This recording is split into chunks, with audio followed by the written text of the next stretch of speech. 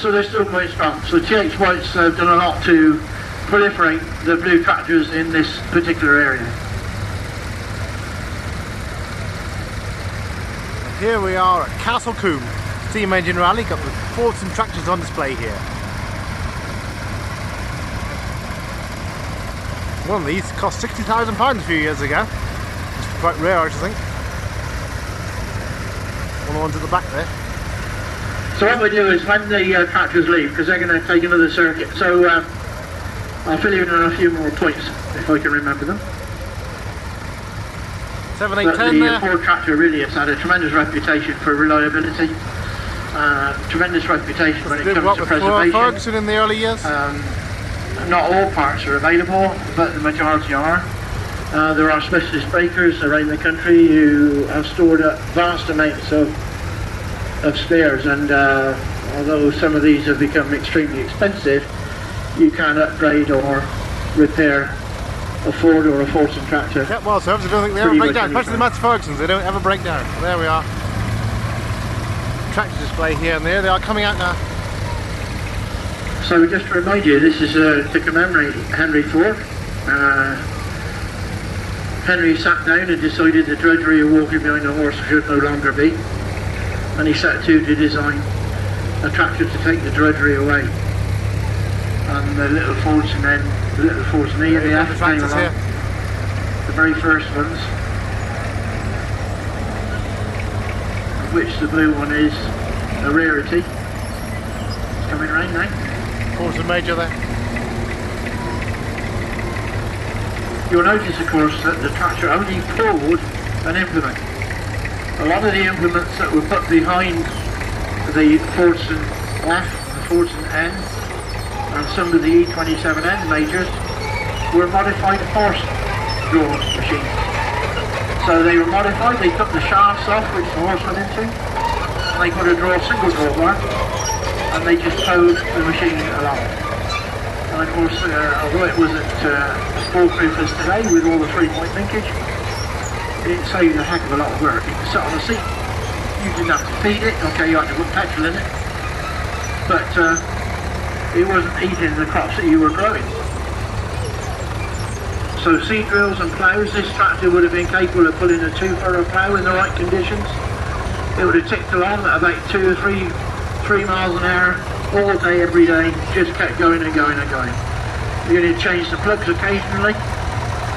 You can tell it runs nice and quiet. It's a low compression engine, which means that there's quite a low power output. But because it has a long stroke, the piston goes up and down a long way. There's a lot of torque that comes from it. So the similarity between that one and this little green one, the engine is similar, but this being a later model has a slightly higher compression, so the horsepower was up. Instead of being about 20-21 horsepower, this one would be about 24-25, maybe 30 on a good day, depending on weather conditions. Front loader on that one there? Oh. Fairly easy to drive, short wheelbase of course, but again, you just pull things along. You listen to the crackle that comes from this tractor. This is the Perkins P6, one of my favourite engines, I must say. It's got a wonderful note to it. And this one actually sports a 3-point linkage on the back, which is courtesy of Harry Ferguson, of course. He gave us the 3-point linkage on the little grey tractor. And of course Ford then introduced that to their range of tractors. And of course that was a major upgrade. And of course you'll recognise that from modern day tractors are still using the same 3-point system. The Fordson Major Diesel must be considered one of the most reliable tractors that have ever been produced and put into the marketplace. The profusion that is still out there is amazing. The preservation side of it is incredible, and we're grateful to Derek for putting it together, and Tom, and your squeaky old crawler. So although a lot of these all look a bit the same, underneath the skin there are some major improvements that have been put forward, and that have improved the gearing, the ratios, the quality of the gears, the engine type, how they were governed or controlled, even down to customer or farmer comfort. The seats evolved over the years, different rubber mountings, and so on and so forth, different cushions for the seats. It all seems fairly rudimentary from our point of view, but if you consider at the time, this was a huge step up from using a horse. And from just towing machines around, all of a sudden you could then put them on the 3-point linkage. And of course you were able to go ploughing with 2, 3, 4 furrows. You could go from field to field without having to put it on a trailer and drag it down the road, unload it again. You could just go from field to field. And the Fordson was very economical when it comes to fuel use. You could fill a Fordson and you could just go and go and go. And it was amazing what it would do. Keep going. It had a long wheelbase because the distance between the centre of the rear wheels and the centre of the front wheels was quite long, which meant that the overhang allowed you to put heavier implements on the back. And in consequence, the pressure was on the centre of the rear wheel, which gave you all the grip, of course. And the grip was quite phenomenal. One of the things you notice for the super majors are that a lot of them have 3 holes in the front wheels instead of 4. And that's one way of noting a super major, changing the front wheel shape. So 3 holes instead of 4. The one with the trailer has got 4 holes in it, you notice? So that's a diesel major. The one in front of it is a super major, it's got 3 holes in the front wheel.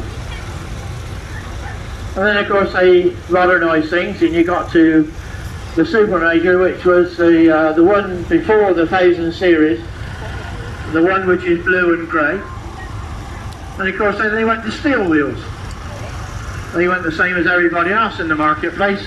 You had lightweight wheels and you could make them heavy by putting weights on them. You didn't have to carry the weight around unnecessarily. Some of these tractors that are here, I've seen them out of work over the years. It's quite amazing, you know, what they've achieved, and the fact they're still running is a great credit not only to the owners, but to the guys who put them into preservation, but to the product itself. You know, a lot of these are running the original crankshaft. These are running 1959, 60, 62, 63 through to 63. You know, these are all, a lot of these engines are original, so credit where it's due.